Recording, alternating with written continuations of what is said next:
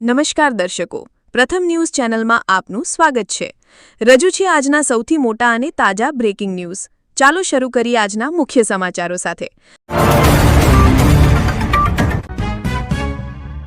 EVM સાથે છેડા થયા હોવાના આક્ષેપ સાથે તૃણમૂલ કોંગ્રેસે જાહેર કર્યા સીસીટીવી સ્ટ્રોંગ રૂમ બહાર પહોંચ્યા સીએમ મમતા બેનર્જી।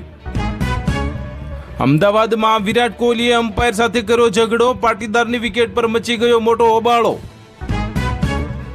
પશ્ચિમ બંગાળમાં ભાજપની એન્ટ્રી થાય તો બધું ધરમૂળથી બદલાઈ જશે, નરેન્દ્ર મોદીનો મેગા પ્લાન તૈયાર છે।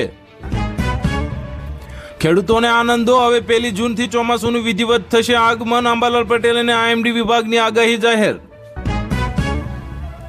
મે મહિનામાં સ્કૂલ કોલેજો બંધ રહેશે, ગરમીના કારણે મોટાભાગની શાળાઓમાં ઉનાળુ વેકેશન જાહેર કરાયું, જૂનમાં ફરી શરૂ થશે। કેન્દ્ર સરકારની પ્રધાનમંત્રી કિસાન યોજનાનો 23મો હપ્તો ટૂંક સમયમાં જમા થશે। 13 મેના રોજ ખેડૂતોના ખાતામાં 2000 રૂપિયા આવશે।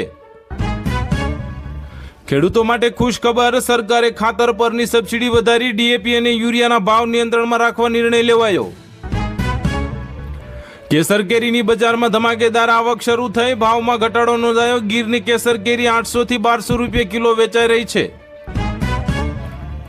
કમોસમી વરસાદથી ખેડૂતોને નુકસાન થયું, સરકારને સર્વેના આદેશ આપ્યા અને ટૂંક સમયમાં સહાય ચૂકવાશે તેવી જાહેરાત કરવામાં આવી। ગુજરાતમાં કપાસનો પાક સારો થવાની શક્યતા, હવામાન વિભાગની આગાહી મુજબ ચોમાસું સામાન્ય રહેશે, ખેડૂતોમાં ખુશીનો માહોલ। મગફળીના ભાવમાં તેજી જોવા મળી, ખેડૂતોને સારા ભાવ મળી રહ્યા છે, સરકાર ખરીદી કેન્દ્રો પર આવક વધી છે। ઘઉંની ટેકાના ભાવે ખરીદી શરૂ થઈ, રાજ્યભરમાં ખરીદી કેન્દ્રો કાર્યરત કરાયા, ખેડૂતોને પોષણક્ષમ ભાવ મળી રહ્યા છે। શેરડીના ખેડૂતોના બાકી નાણાં ચૂકવવા સરકારનો આદેશ, સુગર મિલોને તાત્કાલિક ચૂકવણી કરવા સૂચના આપવામાં આવી। પ્રધાનમંત્રી મોદીએ ગુજરાતને વધુ એક વંદે ભારત ટ્રેનની ભેટ આપી, અમદાવાદ રાજકોટ રૂટ પર દોડશે, મુસાફરોને ઝડપી સેવા મળશે। પીએમ મોદીએ મજૂર દિવસ ગુજરાતમાં નિમિત્તે શુભેચ્છા પાઠવી, શ્રમિકોને પાઠવી અને દેશના વિકાસમાં શ્રમિકોના યોગદાનને બિરદાવ્યું। ભાજપે ગુજરાત સ્થાનિક સ્વરાજ્યની ચૂંટણીમાં પ્રચંડ જીત મેળવી, પ્રધાનમંત્રી મોદીએ કાર્યકર્તાઓને અભિનંદન પાઠવ્યા।